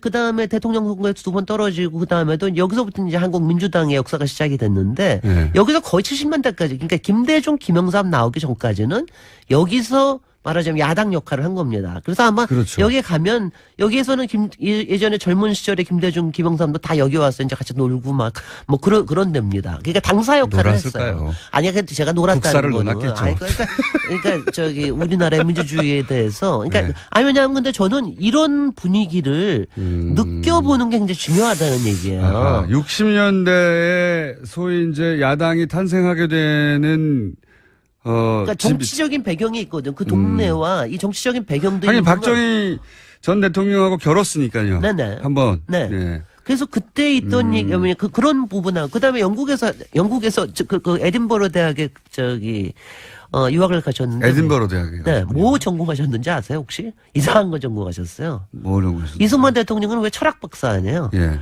이분은 고고학 박사예요. 아. 그러니까 굉장히 신기한 분입니다. 그러니까 명문가에서 저기 하면서 제가 이 집에 가면서 고고학. 처음에 흥미로웠던 게 뭐냐면은 이게 이제 말하자면은 정확하게 한옥도 아니고 주로 땅 파던데 거기서. 그렇죠. 그러니까 그 전공한 사람들은. 문화적인 센스가 상당히 있는 분이죠. 그래서 이제 어. 이분을 보면 아마 우리나라 대통령 중에서는 가장 건축가스러워요. 어허. 그러니까 저는 이제 그 표현을 딜레땅트 건축가라고 그러잖아요. 왜 이게 흥미롭게 왜 미국의 3대 대통령 토마스 네. 제퍼슨은 자기 저택을 설계하고 그런 사람이거든요. 네네. 독립선언만 쓴 게 아니라 자기 집을 설계하기도 했는데 이분도 1920년대 와가지고 집을 이제 여러 가지 리모델링을 하면서 자기의 의견들을 많이 집어넣습니다. 그게 이제 그러니까 고고학 연구자로서의 소양과 그다음에 이분이 이제 일본에 가서 공부했죠. 또 상하이 임시정부에 가서 했죠. 그다음에 영국에 가서 또 공부하지 않았습니까? 그러니까 이 안에 세계 문화가 다 녹아 있어요. 굉장히 퓨전적입니다. 그 시대로서는 굉장히 드물게 세계적으로 눈뜬 분이었구나. 그래서 여기를 가서 보면 이런 거예요. 개인으로는 그러니까 매력적인 인물이 아닌데, 그래서 네. 저도 이게 굉장히 딜레마, 개인적으로는 참 싫다. 저도 뭐 이제 좀 그런데. 정치가로서는 싫을 수 있는데 개인으로서는 그러니까 우리나라도 그런 문화적인 정치인이 있었구나라고 하는 게, 근데 굉장히 사실은 그 아드님이 지금 이제 그러니까 장자죠. 아드님이 건축가를 전공을 하셨어요. 또 건축가를 전공하셔서 그래서 그 인연으로 가보신 거구나. 아니 그래서 가봤습니다. 네. 그랬더니 그분은 이래요. 이거 집장사 집이라고. 이거 뭐 그때 생각도 없이 진 거라고. 근데 보면은 그때의 1920, 30년대 집장사 집이라고 하는 게 나름대로 혁신이거든요. 거기에 건축주의 생각이 같이 들어가면서 굉장히 퓨전스러운 게 들어온 거예요. 뭐가 그러니까 다릅니까? 전통적인 뭐가 다르냐? 한옥하고는? 일단 유리를 다 썼습니다. 그리고 한지가 아니라? 한지를 안 그때부터? 다 유리를 썼습니다. 그다음에 화장실이 안으로 들어옵니다. 화장실. 그거 이거 재밌네요. 굉장히 중요한 거예요. 화장실이 재밌네요. 안으로 네. 들어오고. 그다음에 화장실 원래 밖에 있잖아요. 네네. 다들. 그리고 벽돌을 많이 썼습니다. 그러니까 우리나라가 왜 석재를 주로 쓰잖아요. 벽돌을 많이 안 썼는데 이게 청나라 지난번에 왜 화성 얘기할 때도 전돌 벽돌을 구워가지고 성을 쌓았다고 그랬잖아요. 근데 이때부터는 벽돌을 굉장히 많이 쌓습니다. 그리고 여기에 들어오는 양식 같은 게 그러니까 장식적인 게 다 청나라 뭐 영국 거 왜냐면 특히 가구 같은 거 보면은요. 네. 앤틱입니까? 우리나라 가구인데 네. 뭐가 좀 달라. 근데 원래 그 시대에 이제 일본식하고 이게 섞이면서 뭐가 바뀌기 시작을 했는데 이분은 거기다가 영국 거 유럽 같아요. 것까지 같이 들어오면서 굉장히 재밌는 것들이 많아요. 게다가 한국의 귀족 출신이었으니까 네. 그쪽의 귀족 문화에도 관심이 많아요. 그럼요. 그러니까 이런 저는 이런 게 퓨전이라는 게 이노베이트의 한 장르거든요. 근데 그런 게 솔직히는 거의 잘 안 알려져 있습니다. 근데 이게 아주 좋은 사례거든요. 그래서 이제 흥분하시니까 자꾸 궁금해집니다. 아니요, 왜냐하면, 그러니까 딜레땅트, 제가 앞으로 정치 리더의 얘기를 할 텐데, 이 딜레땅트, 그러니까 모든 정치가들은 네. 약간은 딜레땅트 건축가인 네. 이런 소양들이 있어요. 특히 권력에 대해서 관심 있는 김어준 총수도 포함해서. 권력에 근데 저는 관심이 아니, 있는 게 아니고 왜냐하면은 건축이라는 게 재밌습니다. 굉장히 권력을 표현하는 방법이기 때문에 네. 그게 있어서 가볼 만하고요. 그런데 이제 이게 한 가지가 뭐냐면 또 근데 이게 좀 싫기는 싫기도 해요. 왜냐하면은 윤보선 대통령만 네. 생가하고 사가가 다 살아 있습니다. 이분의 생가는 또 충남의 아산에 가면 또 있습니다. 거기도 99칸 집이에요. 그러니까 무지무지 부자였던 집이라는 얘기죠. 그러니까 귀족 중에서 인문학적 소양이 있으면서 국제적인 견문도 있고, 네. 그러면서 쓸만한 돈도 있고, 그리고 정치에 관심이 네트워크 있었던. 다 있고, 본인은 신문사 사장도 하셨고 그랬는데, 네. 이런 거를, 그러니까 제가 볼 때 이런 거를 어떻게 봐야 되나라고 하는 거를 제가, 근데 생각을 해보세요. 모든 남길 만한 건축은 다 그런 권력이 있지 않으면 불가능했습니다. 생각해보면 르네상스도 그런 귀족이 만든 거예요. 다 만든 그렇죠. 거예요. 예. 근데 그게 이른바 바른 권력이냐 어느 만큼의 정당한 권력이냐 이거의 차이지. 지금 말씀하신 게 생각이 났는데요. 네. 우리나라에 그런 정치가들이 잘 없었네요. 네. 정치만을 추구하는 그 사람들이 있었지 실제 이렇게 예술적인 소양을 가지고 네. 자기가 이 시대의 인문학적인 소양이나 예술적 소양을 끌어올리는 역할도 해줘야 된다. 그러면서 그러니까 풍류에 대해서 알면서 사실은 이제 야당 의원들 당시의 시대가 얼마나 엄혹한 시대입니까? 네. 그런데 거기에서 말하자면은 이제 어느 만큼의 여유와 뭐 위안 이런 것들을 제공을 하면서 하는 이런 풍류. 왜냐하면 예전에는요. 프랑스 대통령은 지금도 그러죠. 보통. 정당 싸움 할 때도 네. 다 같이 모여가지고 시위하고 자기네들끼리 액자 써가지고 갖다 붙이고 그랬어요. 여기도 가면은 이제 그런 현판들이 굉장히 많거든요. 근데 그러니까 신사 정치가라는 거에 대해서 우리는 하도 그냥 맨날 바닥에서 싸웠기 때문에 아스팔트 바닥에서 싸웠기 때문에 조금 거부감은 있지만 그런 전통에 대한 생각을 가지면서 이런 건축을 보존하는 것도 굉장히 나쁘지 않은 거라고 생각합니다. 정치가가 기본적으로 소위 이제 권력 다툼만 할 게 아니라 네. 풍류를 알고 네. 그 시대의 문화적 소양을 최소한 따라가면서 네. 그리고 끌어올리는 노력도 해줘야 네. 그게 멋진 정치가인 건데 네. 그래서 프랑스 대통령들은 꼭 뭔가 건축물을 하나 남기려고 하죠, 자기들. 그렇습니다. 예. 네. 아니, 지금 저기 보시는 게 사랑채 가보시지 않았지만 사랑채하고 그 별똥을 보면은 그때 만든 아이콘들이 있어요. 그러니까 기둥이 굉장히 높아지고 지붕이 굉장히 바깥으로 많이 나오게 근데 되고. 그 첫 모델처럼 볼 수 있는 모델처럼입니다. 부분은 모델처럼 윤보선 본 거죠. 대통령. 근데 그 모델을 만든 그것들이 지금 가서 보면은 청와대에도 그게 남아있고 상춘제에도 가면은 그 모습들이 남아있어요. 근데 이런 거를 그런 얘기가 이런 있군요. 얘기를 이렇게 서로 저는 좀 하면 좋겠어요, 여기 갈 때. 근데 최근에 처음 알았습니다. 백인제 가옥이라는 게 이제 인사동에 오픈을 했는데, 그건 완전히 공개를 해요. 근데 그거는 완전히 친일파가 만들었거든요. 네. 근데 거기에 약간 비슷하긴 하지만, 풍류라는 점에서는 완전히 다릅니다. 그러니까 그게 참 나는 뭔가 모르겠어요. 집장사 집이라 하더라도, 사는 사람의 품위에 따라서는 집에 디테일이 달라지겠죠. 달라집니다. 근데 그게 정치가 중에 지금 현재 정치가들 중에도 이런 게 필요하다. 네. 그런 메시지를 말하고 싶으신 거죠. 네. 그리고 예. 이런 메시지 많아. 다음에는 제가 좋아하는 우리 정조의 규장각 가져가 한 분.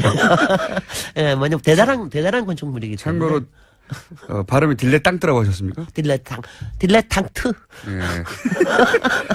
예술을 뭐라고 표현할까요? 그러니까 선호하고 아마추어와 프로의 사이에 있는 게 딜레탕트입니다. 그러니까 예술 애호가. 애호가. 예, 애호가. 근데 정치인들이 이렇게 예술을 애호해서 그거를 드러내는 게 필요하다. 드러내는데 근사하게 해야지. 근사하게 하는 게 해야죠. 그런 정신이 갖고 싶다. 네. 예. 김진애 박사님이었습니다. 안녕. 내일 뵙겠습니다. 안녕. 고맙습니다.